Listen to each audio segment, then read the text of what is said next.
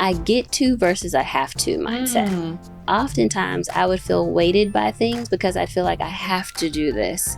Oh man, I have to go to this meeting. I have to get on this phone call. I have to go do this thing for my mom.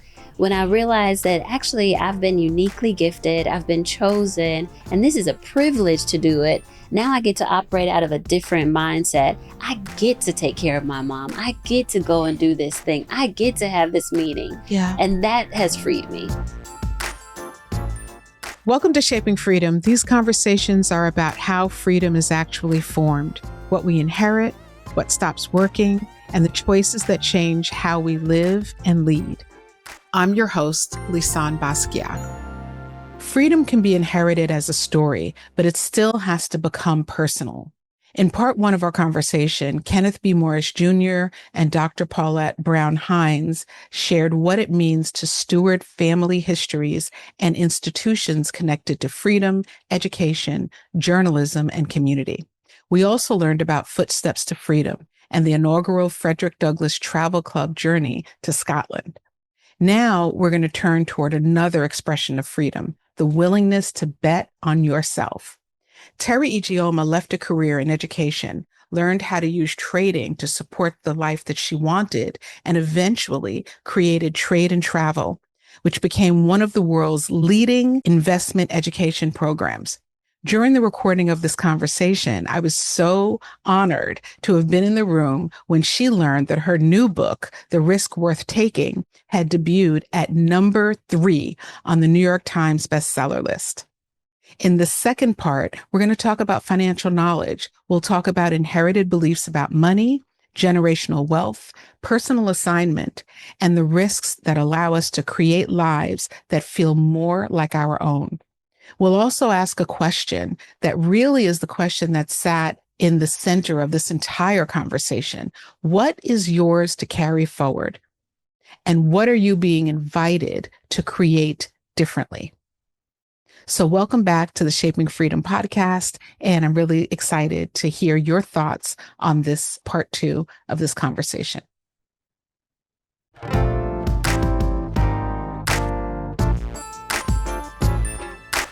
Teri Ijeoma, I had a whole different thing, so I'm going to see how, before we get to where you are today, I'd love to talk a little bit about your story and how your story and trajectory involved leaving an expected path, maybe, that you had, where you were in education and then you went into full-time trading and entrepreneurship and now financial teaching and now an author. We're going to say this 100 times. Every day. Number 7 last week on the USA Today list. Let's not lose that because that's beautiful and important. And then this week on the New York Times as of today, number 3 on the New York Times bestselling author list. So let's talk. Catch us up. Who are you? You know what's crazy? I've been listening to the Legacy speak, and I am African and African American. I wanted you to talk about legacy. Okay. So when I think about Ijeoma, it means a good journey. Wow. And it's right. It means very telling. Yeah. But I'm Igbo, and so it's been interesting to think about the descendants of slavery on my mom's side. Like she's a descendant of a slave, and they grew up in Texas, and it's kind of interesting about the Irish background because one of my great descendants would have been one of our slave owners who was Irish. So we have a little Irish in us. But then on the other side, there's this whole generation of people who were never enslaved. They were coming straight from Africa. And I think about my great grandfather, he had 8 wives and there's 42 kids. My dad was the oldest of 42. Wow. Isn't that crazy? So there's all this legacy. It's been really interesting to hear the conversation. And then thinking about the descendants, the abolitionists that were becoming free, that is the risk worth taking. That's right. They bet on themselves. They took a huge risk to become free. There was something that they thought would change the trajectory of their lives, and they wanted to bet on that. For me, when I was trying to become free, the risks were taken for me was getting out of my job and learning how to invest in the stock market. So to your question of like, what's my journey been like? I was in education for 10 years and I traded stocks as a side hustle. But then when I needed to leave, I said, okay, let me make this a full-time gig to just afford to travel. How do I afford to pay for a flight with stocks? How do I afford to pay for the hotel? Or I went with this group that we traveled one city or one country at a time for a month. So we'd go to Seoul for a month, and then I went to Thailand for a month and went to Vietnam for a month. And while I was traveling, people started asking me to teach them how to trade. So they were like, girl, what do you do for a living? And I'm like, oh, I just trade stocks, and that's how I'm affording this. So I taught my first class in Thailand, then my second class in Vietnam. Really? Yep.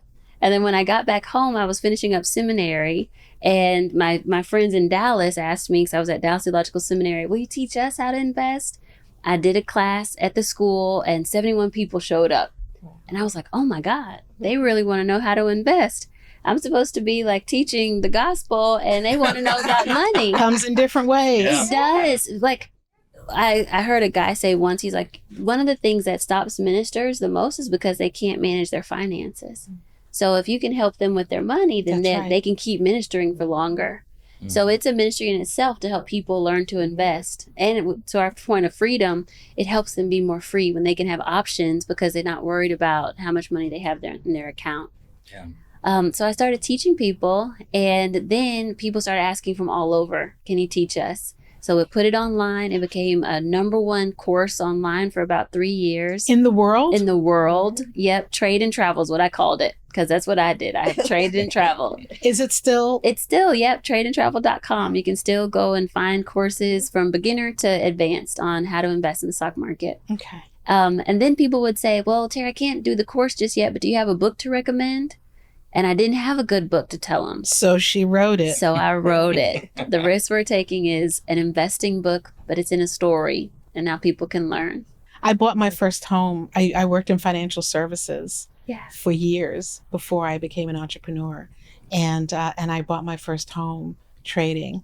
I love it. See, look at you. You are the prime example. I was like, I need some money. At the time I was married, and we were like, how are we going to figure this thing out? And we went out to go start looking at homes, and we realized that it would be better long term if we had more money. And so I was like, okay, I'm going to figure this out. And so I took 6 months and figured it out and went from a little bit of money to a lot of money to be able to put down on my first home. That's beautiful. I love it. Yeah. And see, so many people are so afraid, or they think, okay, I'm just going to buy and hold forever. But you can use investing to pay for things like a home. Yeah. For me, it was I paid off my debt for school. I paid off my graduation or graduate fees.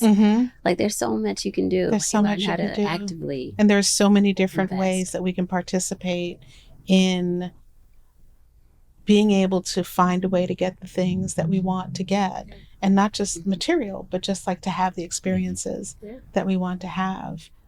So I'm looking forward to reading your book, and I'm just going to put it out there. I want a signed copy. Yes, ma'am. Yes, ma'am. We'll I would get you love some a signed copy of this book for me and my 2 children. I'll buy the book because I want to support that and make sure that we get you moving on through. So I'm going to purchase the book. But I do want you to sign them for me. One for me, one for, and I got a list of people. I can do that. Okay. I got a list. We'll figure that out. So what I wanted to, so since we are talking about legacy, Teri, I would love for you to, for whatever, and I know you spoke a bit about being Igbo and also African-American and that journey. But when you think about your legacy and the doorway that you stand in with your ancestors behind you and whatever it is, whoever or whatever it is that's around you or in front of you, what comes to mind? There are a few narratives in our, I'll say Black culture, but actually around the world that I want to demolish. Please. And if we can demolish them, then I feel like my legacy will be fulfilled. So for example, one of them is that investing is gambling, and that like we're so afraid to invest, all the way to the idea that if I do invest, I should just invest for retirement, and active investing or trading is bad. if we could normalize that you can invest and there's several different ways to invest, like, yes, you can have a high yield savings account, you can have a long-term strategy, and you can have an active strategy. If people start coming up from high school on and feeling like that's normal, then that part of my legacy would be done. Like, I want to contribute to that, to everyone knowing that investing is important for them. Yeah. So that's one. When I think about street names, I would love, you know how Martin Luther King has a street in every city? Yes, that's. I would love to have a Teri Ijeoma street in every city. I don't know what I'm gonna do to be that great and memorable, but Well, I think you've done it. You think so? Well, hold on now. You said that you created the number one, what is it in the world? Investing course. So you created the number one investing course in the world, and world being the operative word. So what that means is that it impacts the legacy of those folks, brown, Black people in this country. But and that's no small thing. But what that also means is that it impacts people, human beings of all backgrounds, of all kinds, around the world. And I really do think that while the focus very often is on people of color in this country and those things, and that's important. And there's something to be said for positioning yourself as the expert. That includes our people and that expands beyond that, because that is the true impact, is if we can break through these barriers that have been created, this illusion of difference, and move into Frederick Douglass is an incredible human being who happens to be a Black man, who happens to be a Black man, who happens to have been a former enslaved man, Black man. And he is an incredible human being in his own right. Booker T. Washington as well. Your parents as well, who have created this voice for the Black community. Teri Ijeoma, who has created this opportunity and path for people to be able to pour into their wealth through investing. So I think you did it there. And creating generational wealth too. And creating generational wealth that can be passed down for everybody. Yeah. And we're hoping that people of color jump on that as well, right? So I think you are doing that. And it may not be, sometimes we think about the people who are on the stage or the people who are at the forefront or the people who come up when we think about popular culture. This is as popular a culture as a Jean-Michel Basquiat, a Frederick Douglass, a Martin Luther King, a whomever else you think about when you think about that. So I think you already have done that. And now we need your marketing team to make sure that the cities in this country know, because those are the folks you have to go to, that the cities in this country know what it is that you've done. The first street that was named after my brother was in Paris. It was the 13th arrondissement. I mispronounced the heck out of that. But there was a plaza created for my brother in Paris. Wow. Okay. I think it was like 2018, 2019 maybe, right? The first street naming for Jean-Michel in this country was on Great Jones Place last year in New York on the street that he lived in. Okay. And the way that these things happen is because somebody has to say, I want this to happen. So that's happening. Amen. I'll take it. No doubt it's happening. That's happening. Yeah. And I love what you say about it's not just people of color, it's broader. Yes. Think about the wealth gap in general. And that expands everyone. Especially I think about women right now. There's a huge wealth gap there. Huge. Between the generations, there's a wealth gap. So you're right. It impacts everyone. And the wealth gap, I believe, is part and parcel of so many of the issues of divisiveness that we have happening in this country right now. Because when you're in that wealth gap, when you're experiencing that wealth gap on the not on the winning end of the wealth gap, what happens is you start to look for who to be mad at about it. Mm-hmm. So it's like, well, because you have on white pants, it's got to be you, right? Right. And what you're doing is you're pouring in a way that says, well, let me show you another way. Let me show you what you can integrate into your family legacy and into the conversations that you're having at your dining room table with your children and with your parents that can help to do that. Because I believe that happier, more fulfilled people who feel more control over their lives and over their livelihood, are easier people to be around. Very true.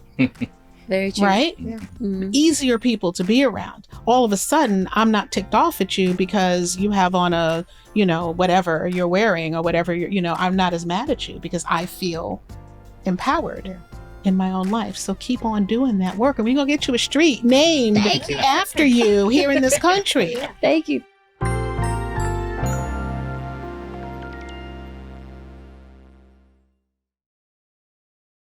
We talk a lot about the legacy that we want to leave, but what about the one that we're living in right now?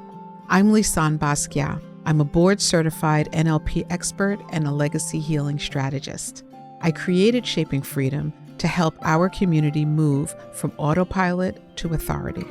Whether it's through my podcast, the Lounging with Lisane meditations, or our signature candles and journals, I provide the elite tools that you need to heal and to lead your family more effectively. Own your evolution. Visit shapingfreedom.com. That's shapingfreedom.com.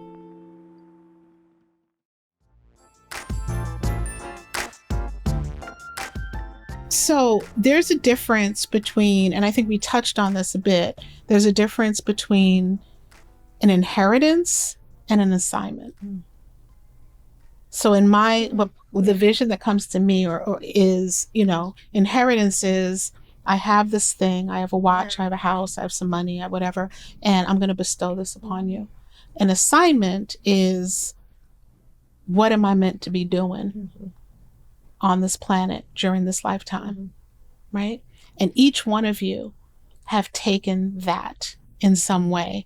And each one of you have had to make a decision, a conscious decision to do that. So that's the question for whomever wants to answer it, or all three of you, like, how did you decide out of this standing in the doorway? I'll just keep using that, right? Standing in this doorway, how did you decide what was actually yours to carry forward? I don't just think about inheritance as financial or monetary. I think of inheritance also as an obligation. What has been passed down and what should we be carrying forward?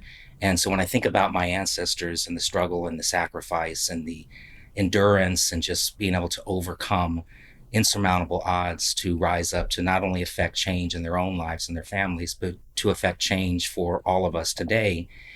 And, we had talked about earlier about this idea, and I always talk about when I'm talking with students that history lives in each of us. And I remember when we first started doing our work, I was with a group of 4th, 5th, and 6th graders, and I was talking about Frederick Douglass and Booker T. Washington. And this young girl who was about 10 years old was trying to get my attention in the back of the classroom. And so she's raising her hand and she's bouncing up and down in her seat. And finally, I called on her and she said, "Mr. Morris, I want you to know that I researched my family tree and I found that my great, great, great, great, 4 greats grandmother was born into slavery, taught herself to read and write in secret, and then she ran away and became a successful businesswoman and a philanthropist, and she knew what the word meant, and she was very proud to share that with me." So she said, "So do you know what all of this means?" And before I had a chance to respond, she said, "It means I have greatness flowing through my veins, just God. like you do." Oh my God. And it's true. And I tell that story as often as I can because we all have greatness flowing through our veins. And we all stand on the shoulders and walk in the shoes of those that came before us. That's right. For those of us that have researched our family tree, we found great heroes and heroines who may have given up their lives just for the freedoms that we do have in this country, may have given up their lives just so that people can sit in an integrated classroom and learn together. And so this idea that we carry the DNA of our ancestors, and they struggled and sacrificed to make a better world for us. We still have a lot of work that we need to do. We're living at a time when this country is as divided as it's been in a very long time. And the hateful, racist, xenophobic, sexist rhetoric that is out there making groups of people and other to divide us, which you were speaking about, that's still happening. That's the oldest tactic since the beginning of the founding of this country. And so we have work to do. And when you talked about your family's legacy and thinking about and your grandchildren, like how does all of this fit into what they want to do? I have two daughters who are 31 and 28 now, and they're both in the entertainment industry, but they're stepping into the legacy as well and figuring it out. I'm not going to do it the way my father does it, but how can I figure it out with the passion that I have for what I do, the creativity that I have, and my intellect? How do I make all of this work? And so I always say, we talk about this on the Footsteps to Freedom tour, what will our great, great, great grandchildren say about us 150 years from now? That is the question. Were we on the wrong side of history or the right side of history? And so our descendants will be looking back at what we did in this moment in time. And so for me, inheritance is financial as well. We talk about creating generational wealth and passing that down through the generations, but I also want my children and descendants to think about this, not just because they descend from two people that we've heard of that made a name for themselves, but all of us have an obligation to carry that torch of freedom forward, and that has been passed to us, and at some point we'll pass that torch of freedom to the next generation. You mentioned the difference between the inheritance and an assignment. And I always love, actually I have that, I understand the assignment, like I understand that, like, and for me it's like that, the legacy that Ken talks about, like, of our people. And when I say our people, I think of Black people in this country. And right now I'm reading a book about this, a person who was born enslaved, Thornton Blackburn. We always hear the story about Thornton Blackburn and his wife, Rutha Blackburn, in Detroit. But he was actually enslaved in a plantation in Maysville, Kentucky, which is where we start our tour. And I'm just reading it. I'm like, okay, these are the stories. Like, people, they've heard of Frederick Douglass, heard Booker T. Washington. They haven't heard of Thornton Blackburn. They haven't heard of Rutha Blackburn. And they're in their stories. They're really like compelling stories. So on our tour, we hear the stories of the people who aren't necessarily the great abolitionists, but who were actively helping people to freedom. Mm-hmm. The waiters of the Cataract House in Niagara Falls, who were just doing their jobs, but at night they were leading people. Something else, yeah. They were people who showed up and who were there with the people who enslaved them, and they're the guests at this hotel. And they're like, this young girl is 14 who wants to escape. We can get you out, right? These are people working in the kitchen, and you don't know their names. And those are and so I feel like compelled, like the assignment for me is to help tell those stories. And so I always think about that as my assignment. My husband's a playwright, professor of theater with Kirby Hines. And I have him, he's working right now on a production on Henry Box Brown. And it's, Henry, shipped himself. He was famous for shipping himself to freedom. And then when he escaped, he ended up in Europe. Actually, he was in Scotland. He was in Edinburgh. Wow, Scotland. He was. I didn't know he was in Scotland. In Scotland. He was in London 20 years. Oh, wow. And he performed. And so my husband's working as a magician, right? As a magician. Yeah. He was a mesmerist. And so my husband's play is actually a magic show. But it's all in Henry's words. He wrote, his narrative, tells a story. And so I've asked my husband, like, I want him to take the stories of some of these abolitionists that we don't know about and we're going to do a production.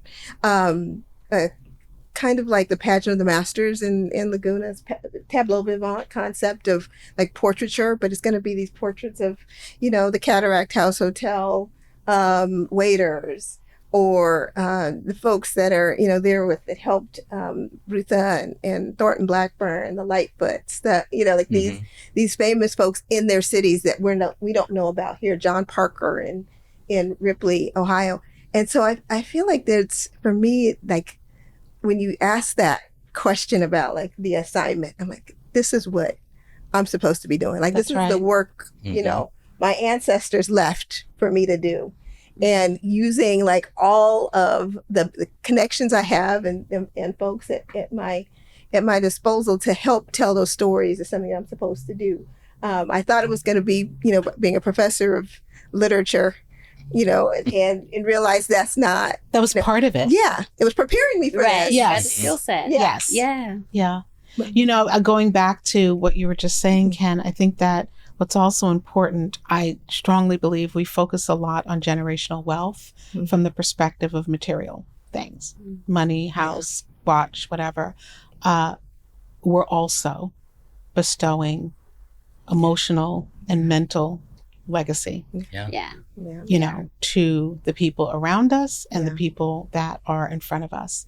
And I think that that's equally as important. And I think that when we think about what it is that we're giving to our children, and this is the family legacy piece of it, when we start to think about what we're giving to our children, we have to think about that as well, because it ties in, right? Because the ways that we are showing up, the ways that we're feeling, the ways that we are talking to ourselves, the ways that we are able to establish who we are, right? What our agency is and what our identity is, all of that flows into the ways I believe that we handle and have relationship with material wealth.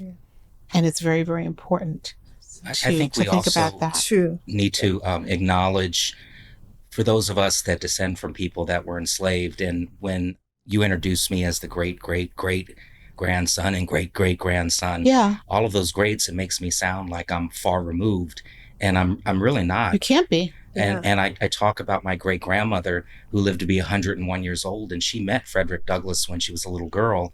And my Aunt Portia, who lived to be 94, was Booker T. Washington's daughter, and both of them lived well into my 20s. And I remember being a little boy and sitting at the knee of my great grandmother. She would talk about Frederick Douglass, and she used to call him the man with the great big white hair. And my Aunt Portia would talk about her father, Booker T. Washington. And when I was trying to put the distance between the generations in context for young people, I had a thought that hands that touched the great Frederick Douglass and hands that touched the great Booker T. Washington also touch mine. That's right. And so in a sense, I stand one person away from each man. I stand one person away from history, and I stand one person away from slavery. And so we need to acknowledge that generational trauma too, because when you had 4 million people that were emancipated in 1865 with no plan, many just spent the first couple of years trying to reconnect with families, and many didn't know how to read and write, and they're trying to make their way in the world as free citizens. And so our ancestors, many of them, did not want to talk about the trauma that they had lived through for 400 years of oppression and enslavement in this country. So we have that in our DNA as well, and being able to grapple with that and understand and working through that generational trauma, it's part of who we are as well. Right. And I think that when you think about 1865 today, it's like, oh, well, that's so long ago. But when you think about it from a generational perspective, because of what you're saying, right? Those hands still touched you physically. Like those are people that you lived around and were in relationship with. And I don't know. It's not that long ago. Yeah. And I was thinking, I don't know how old each of the moms were, but oftentimes they would have children younger too. Yeah. So there's not as much of a gap between the generations. Right. Yeah. I spoke at, I did a keynote for Juneteenth this year, and I talked really about that thing. And it's like 1865, you had this experience of people who knew they were free and people who didn't know they were free and had to be told and had to be notified and communicated 2.5 years later. For 2.5 years. You're still acting as if something is going on because you don't know, and this happened. And I think that a lot of the ways that in this country, the ways that people have been, the foundation has been in that survival. Like, how do you move forward as a family through that kind of a situation? And in many ways, because there's been this idea of like, let's just move past that because we got to move forward. And we've tried to bury something that is still running on autopilot from one family to the next family to the next family. So I believe that we have to reckon with that. We have to look at those things, and we have to see the ways that that part of our DNA is still running through, and find ways to release it. To first of all understand what it is, because if you don't know what it is, it's just sitting there on your face. You believe it's part of you, right? And Juneteenth speaks to it's actually my birthday, so I'm like okay now through and through. Yeah. But Juneteenth also speaks to the importance of knowledge, because you have one group of people that are still acting in a certain way just because they don't have knowledge, and then there's another group that are completely acting in freedom because they know. That's right. So what happens when we disseminate information, and how important is it to the idea of freedom that people know? Right. Like, even when we talk about like this knowledge about wealth and investing, it's about knowledge. Once people know, then they have the ability to be free. That's Frederick Douglass's story. That's right. His enslaver, his mistress, taught him to read and write, not knowing that it was illegal to teach him to read and write. And when his master, Hugh Auld, found out about the lessons, he got angry, and he looked at his wife, and he looked at young Frederick Bailey, and he said, "You cannot teach a slave how to read and write, because if you do, it will unfit him to be a slave. That's right. He'll be running away with himself." And Frederick looked at him and thought, if you don't want me to have this knowledge, that's going to be my key to freedom. That's right. That's right. I think, Paulette, you talked about earlier about the Ohio River and what was on opposite sides of it. And that's kind of what's coming to mind. It's like we're running down the Ohio River. So many of us, we're on the Ohio River. And on one side, there's freedom.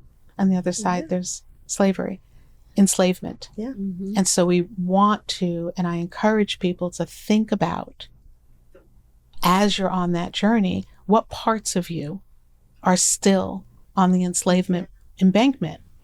Because once you understand what those things are, or where you're still stuck in that, you can pull those parts of yourself over, right, to smooth your ride, and pour into the things that you want versus the things that you don't. We could be here all day. I have a couple of questions. I'm going to try to wrap this up and bring this to a close. What have you had to free yourself from in order to do the work that you're each doing right now? Wow. They're all looking at each other.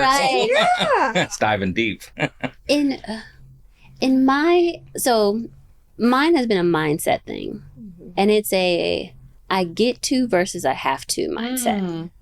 And I'm realizing that oftentimes I would feel weighted by things because I feel like I have to do this. And I have to go to this meeting. I have to get on this phone call. I have to go do this thing for my mom. When I realized that actually I've been uniquely gifted, I've been chosen, and this is a privilege to do it. Now I get to operate out of a different mindset. I get to take care of my mom. I get to go and do this thing. I get to have this meeting. And that has freed me. That's wonderful. I would say for me, I remember reading this book called Failing Forward. And it was like, so I had to get rid of the fear of failing. Like, so you're afraid to try to do things. And I was trying to do things like, that hadn't been done or that were different than how it had been done for, decades. And so I had to get over that fear of failing. It's okay to fail. So in this book, when I read it, it used as an analogy a scientist and how scientists, to get to the cure, they have all of these experiments and they're all failures, right? To get to the cure. And so I started thinking about everything I do is kind of like an experiment. Like I'm going to, right? So the innovation, that's how innovation works. And it's okay because you're working towards this cure, you're working towards this. So I had to get over, the fear of failure for me because of all the things that I was doing. And I think that reading that book think it was like a John Maxwell book. I don't even remember, but it was just, I think it might be. I'm not quite sure either the author, but but we're not reading any books other than the risk worth taking, right? Okay, we're only reading risk worth taking today. Yes. And it has to be the risk worth taking, because there's a risk worth taking that is a romance novel. Yeah. Someone actually put the wrong review under my book. They were like, the erotica in this book. And I was like, this is a finance book. We're reading The Risk Worth Taking by Teri Ijeoma, because what we're doing is we're going to move that book right on up. Yes. Number one. To number one. Whole lot of things I had to get over. I think for me, just looking back at my path, my journey, my first career was in entertainment as a singer. And then I became an entrepreneur. I had my own advertising and marketing company, which catered to the travel industry, and was very successful. But I got to a point when I was in my 40s where I was feeling like I wasn't doing enough to give back. I was living the American dream and trying to, raise my daughters. I've been married now for 42 years and running my business, and all of that was good. And don't talk to me about all of this Douglas and Washington legacy stuff. But then I had kind of this epiphany where I read a National Geographic magazine, and the cover story was 21st century slaves. And it was an article about human trafficking existing all over the world, including right here in the United States. And that article floored me. If I thought about trafficking at all, it was in far off places in Southeast Asia. But it really, came home. And there was one night when I was sitting in my living room and I was reading another article about a 12-year-old girl who was forced to be a sex slave in the brothels of Southeast Asia. And my daughters at the time were 10 and 9. So my older daughter, Jenna, was close in age to this young girl that I'm reading about. And down the hallway, I could hear my girls getting ready for bed, and they were about to get on their knees to say their prayers and get tucked safely into bed. And my mind just starts racing. I can't wrap my brain around what I'm reading and what I'm hearing. And I remember thinking to myself, that's what young girls and boys should be doing, is getting tucked safely into bed and not being forced into bed to service some sick individual. And when I walked in to say goodnight to my girls, I had this moment where I couldn't look them in the eyes. And I literally couldn't look them in the eyes and walk away and not doing something about this. And it was almost immediately that everything started like welling up inside of me. And I did understand that I had on one side the legacy of Frederick Douglass as the great abolitionist, and on the other side Booker T. Washington is the great educator and founder of Tuskegee Institute. How could we combine those legacies, and how could I leverage this platform that my ancestors had built through struggle and through sacrifice to do something about this issue? And so shortly thereafter, my mom, Nettie Washington Douglass, and I started Frederick Douglass Family Initiatives. And so the work we're doing now is continuing the anti-slavery legacy of Frederick Douglass and the education legacy of Booker T. Washington. And when I look back at that whole journey, I can truly say that because I found this mission on my own, it's much more meaningful than it would have been had someone forced it on me. So I'm thankful that my parents and grandparents didn't force it on me. And so that journey, just really being able to have the courage to take a risk, the risk worth taking, and stepping into my own shoes and out of that long, vast shadow that I talked about when we first started our conversation of my ancestors.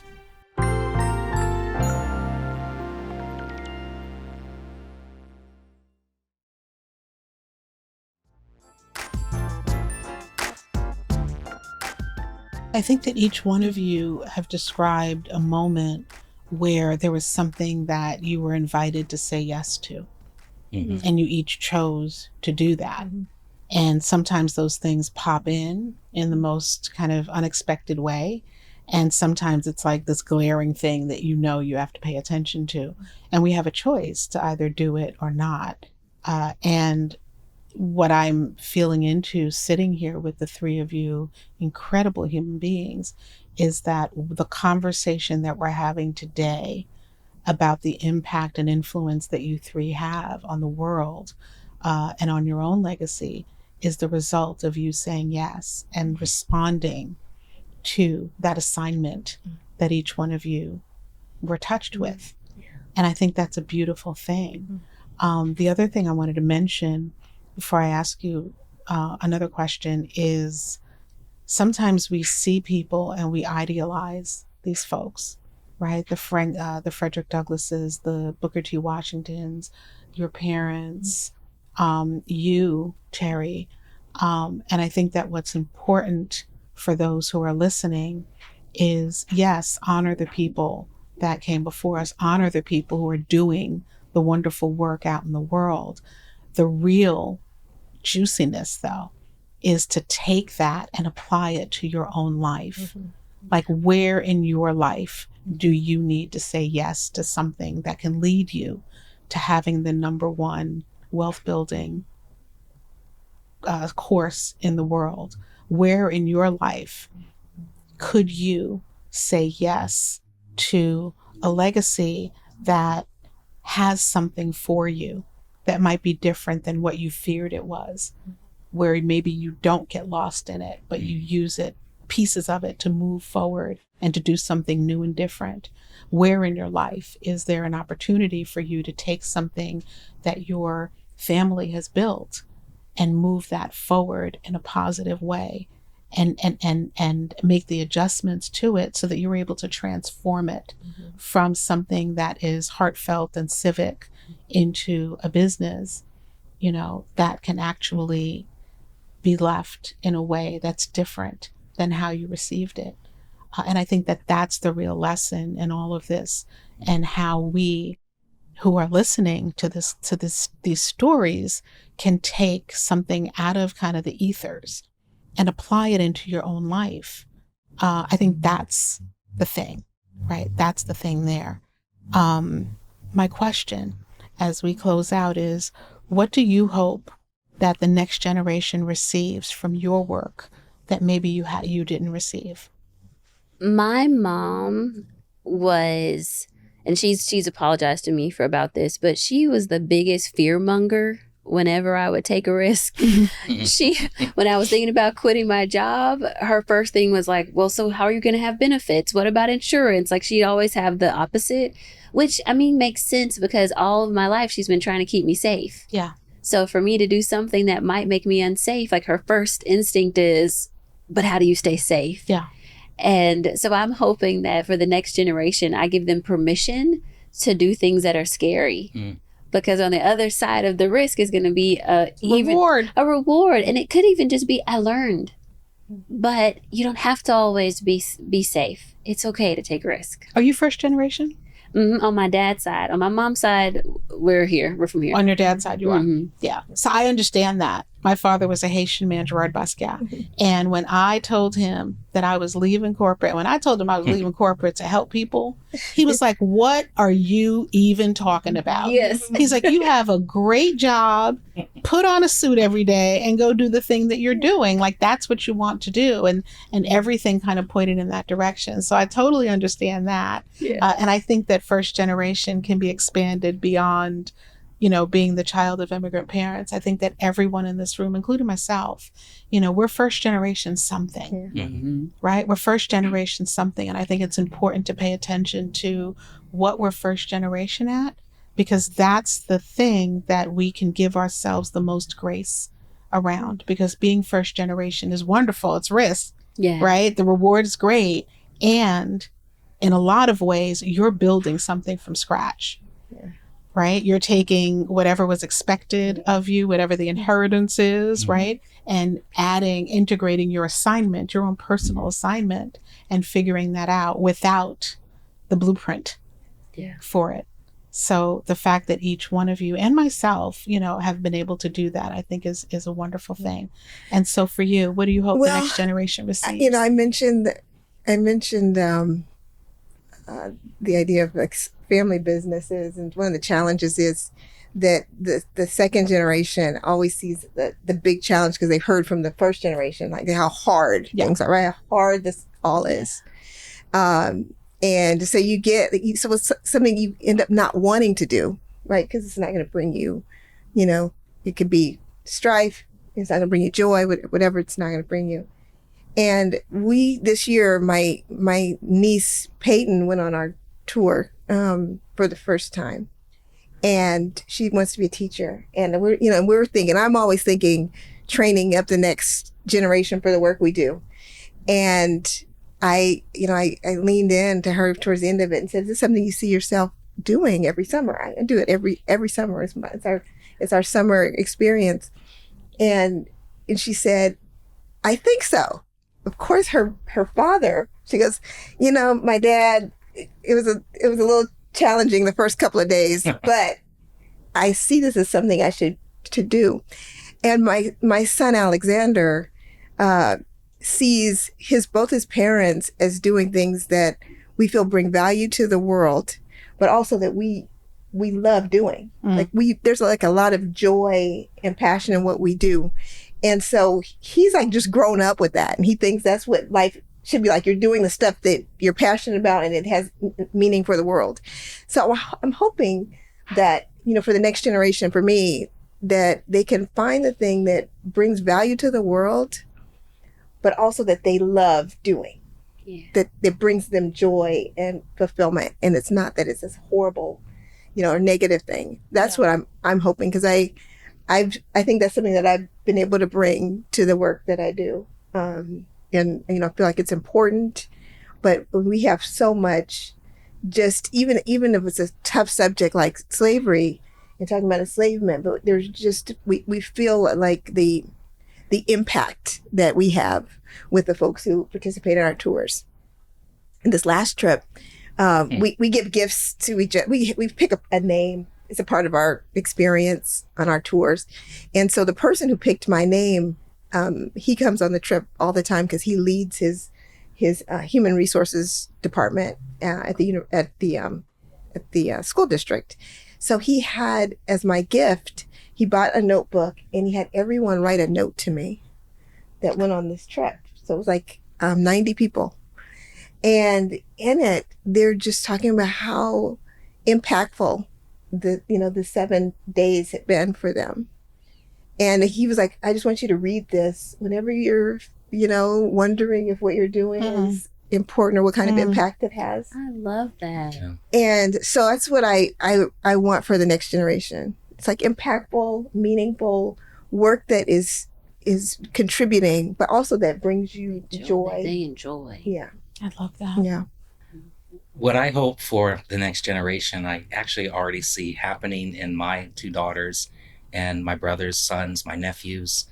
And I can see that the next generation, with regard to the legacy, is in good hands. Mm-hmm. When I first started doing this work almost 20 years ago, I would talk to my girls. They were young, and I like to tease them and needle them. And they're, as I mentioned, they're in the entertainment industry. And so I would say things like, guess what? Your dad is going to be on a History Channel documentary. I'm doing a radio interview. I'm doing a podcast. I'm going to be out there. People are going to see me. And Dad, they don't want to hear any of it.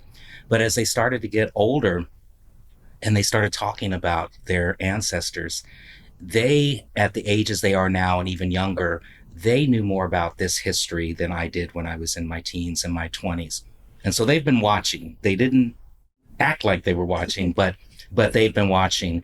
And several years ago, my nephews and some of my Douglas cousins did an NPR video.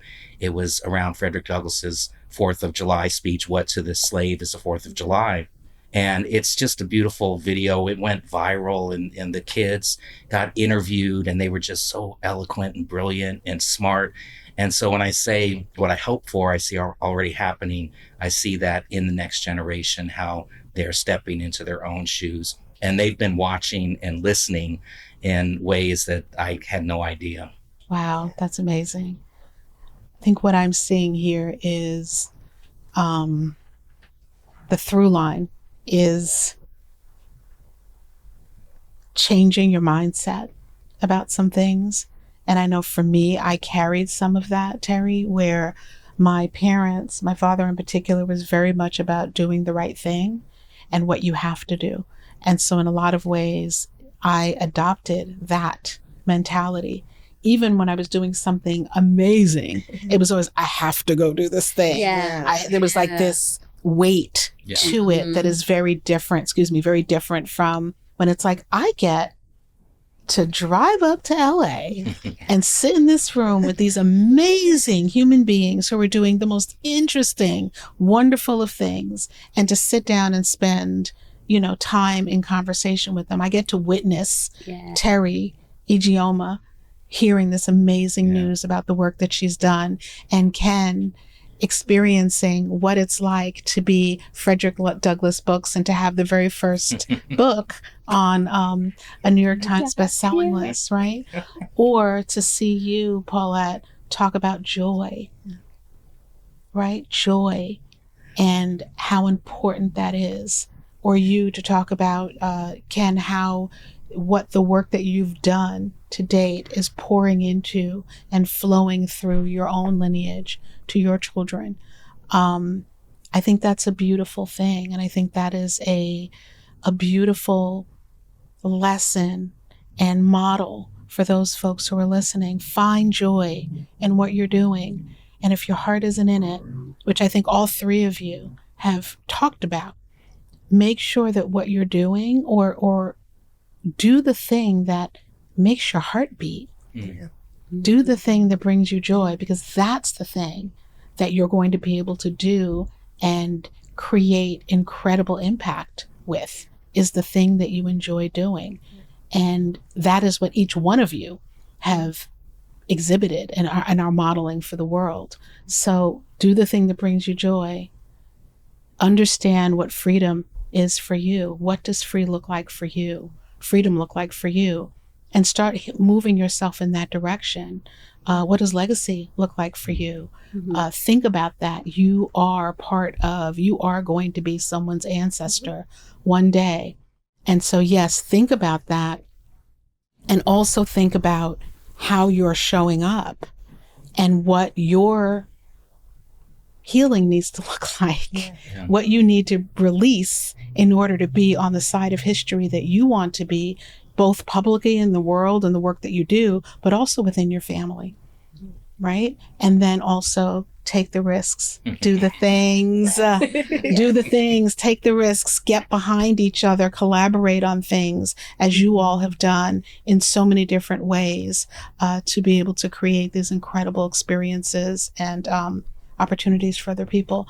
I want to thank you three so much. There was something magical that has happened in this room since you three walked in here. And I'm so happy that we had the opportunity to be in the energy of celebration together, to witness it and to feel like I'm part of it. And I just want to thank you three so much for taking the time to come and chat with me. Thank you so much. Yes, for having us. Yeah. Thank you. Yeah. Oh, I forgot, you guys. Please like and share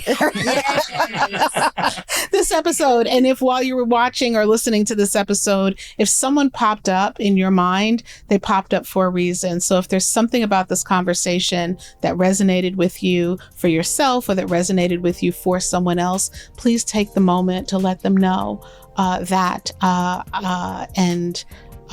Continue watching and listening. And thank you so much for those of you who listen week after week. I really, really appreciate it. And until next time, love and peace. I love you.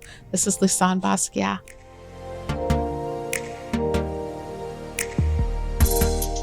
What I appreciate about this conversation is that each of my guests said yes to a different kind of invitation.